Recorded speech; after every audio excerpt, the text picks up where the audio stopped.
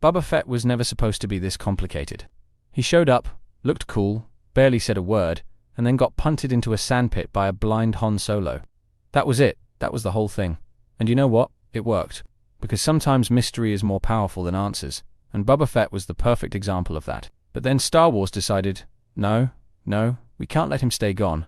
We've got to drag him out of the Sarlacc like leftovers, reheated 3 days too late.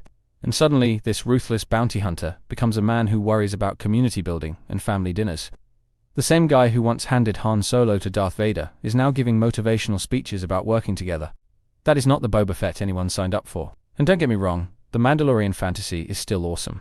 Din Djarin proved you can build a whole new legend without touching the old one. He's dangerous, he's vulnerable, and he's still cool even when he's babysitting. Meanwhile, Boba is sitting on a throne, looking like a tired retiree who's been forced back into the office to cover one last shift. The contrast makes him feel smaller, not bigger. What really hurts is how his return retroactively changes the original trilogy. Han's victory in Return of the Jedi loses its bite when you realize Boba just crawled out and brushed the sand off. That scene used to mean something. It was chaos. It was funny. It was final. Now it feels like a minor inconvenience, like Han just knocked him into a hole and forgot about it.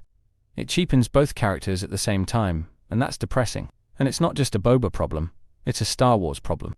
This franchise can't seem to let legends stay legends. They drag back Palpatine, they stretch out Vader, they rehash every mystery until it collapses under its own weight. Sometimes less really is more, and Boba Fett was the perfect test case for that. He was stronger as a silhouette than as a lead. In this video, we're going to break down why Boba Fett should have stayed dead in Return of the Jedi, how his myth was more powerful than his return, and why the book of Boba Fett ended up softening the edge of one of the coolest characters Star Wars ever gave us.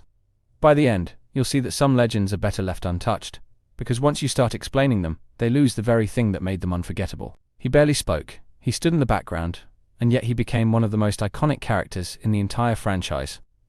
That's the curiosity of Boba Fett. He didn't need exposition or long speeches. He was terrifying simply because we didn't know what he was capable of. In The Empire Strikes Back, he has less than 5 minutes of screen time and maybe 4 lines, but fans walked away obsessed with him. Why? Because mystery is powerful.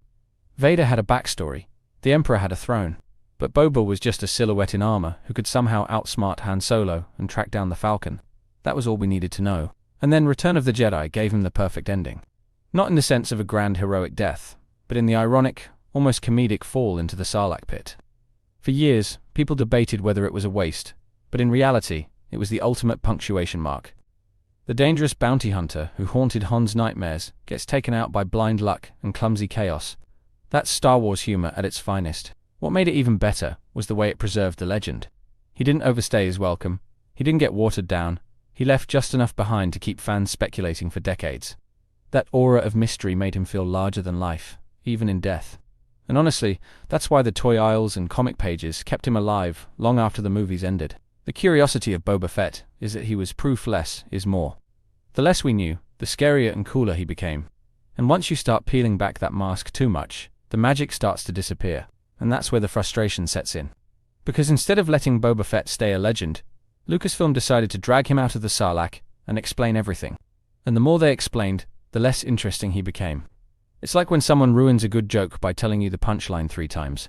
The Book of Boba Fett turned one of the galaxy's most feared hunters into a guy who spends half the show negotiating treaties and making friends with people who literally tried to kill him.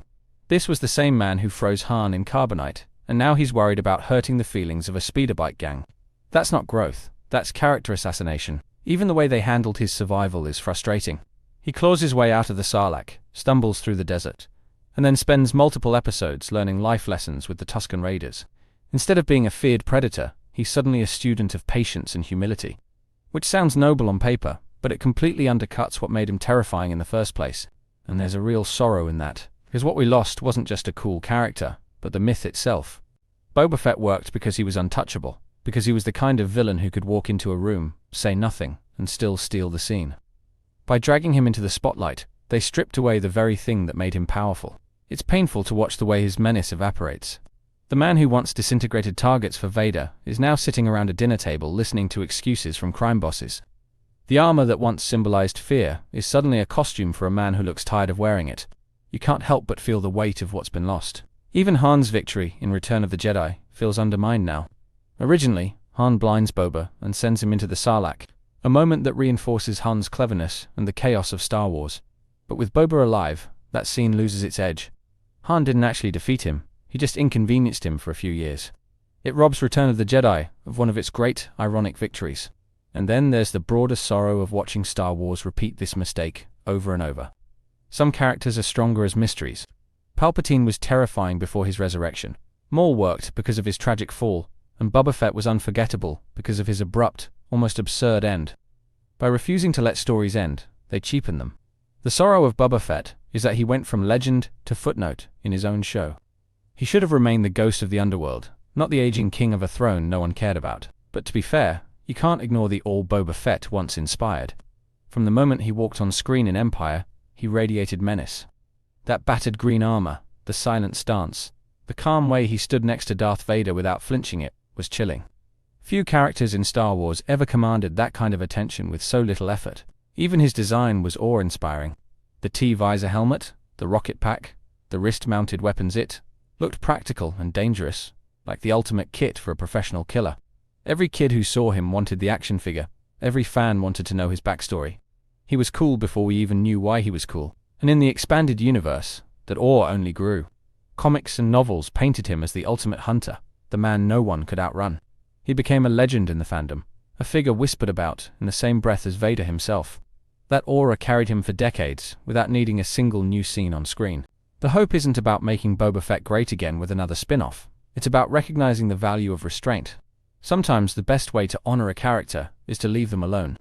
Let their legacy breathe instead of suffocating it with more backstory. Din Djarin is proof of that. He carries the same Mandalorian mystique, the same cool armor, the same bounty hunter vibe, but with enough fresh layers to make him his own character. He shows that the idea of the Mandalorian fantasy is bigger than Boba Fett. And that's a hopeful reminder that Star Wars can evolve without dragging old legends back from the grave. There's also hope in the way fans continue to debate Boba Fett's legacy. The fact that we're still arguing about him decades later means his mystique worked. Whether you loved his return or hated it, the conversation proves he left an impact. That's the mark of a character who mattered. And maybe the greatest hope is that Lucasfilm learns from this. Not every fan favorite needs to be resurrected.